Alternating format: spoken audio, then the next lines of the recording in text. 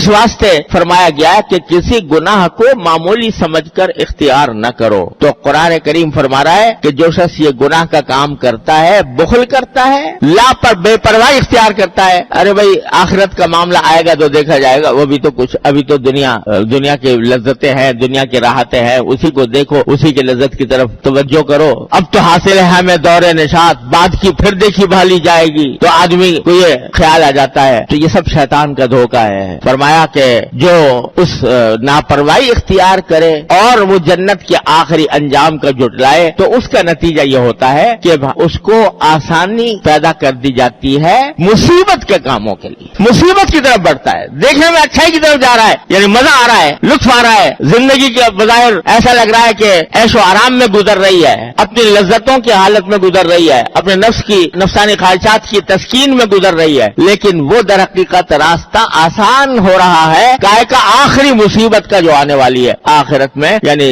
جہنم کے عذاب. اللہ تعالیٰ محفوظ رکھے اسے، اس کا راستہ آسان ہو جاتا ہے. حدیث میں آتا ہے کہ ان الجنت حفت بالمکارہ، کہ جنت جو ہے اس کو اللہ تعالیٰ نے اس کے ارد گرد ایسی چیزیں رکھی ہیں جو نفس کو ناگوار ہوتی ہیں، یعنی تکلیف دہ چیزیں، بظاہر تکلیف ہوتی ہے جس سے کہ آدمی مثلا نماز کے لیے اٹھے اور جائے اور روزے رکھے، یہ سب نفس کو تو ناگوار ہے، لیکن یہی راستہ ہے جنت تک پہنچنے کا. تو اللہ تعالیٰ نے جنت کو گھیرا ہوا ہے ایسی چیزوں سے جو نفس کو ناگوار ہوتی ہیں، اور دوزخ کو گھیرا ہوا ہے ایسی چیزوں سے جو نفس کو بہت پسند آتی ہے.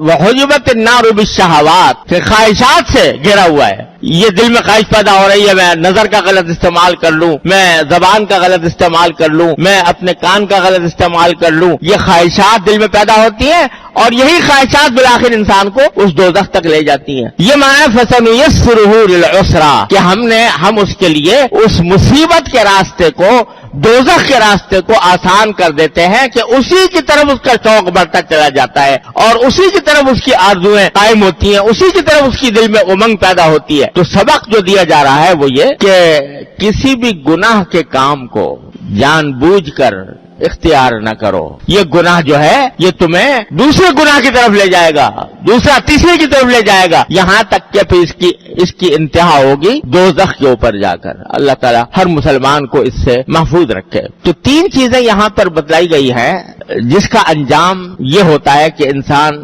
دوزخ کے راستے پر گامزن ہو جاتا ہے. ایک بخل، دوسرے استغنا، لاپرواہی، اور تیسرے جنت کو جھٹلانا. یہ 3 باتیں ہیں جن کا انجام یہ ہوتا ہے کہ آدمی دوزخ کے راستے پر پڑ جاتا ہے، جنت کے راستے سے بھٹک جاتا ہے. سوشل میڈیا پر سب سے قدیم اور سب سے ریلائبل برانڈ درسقرآن.com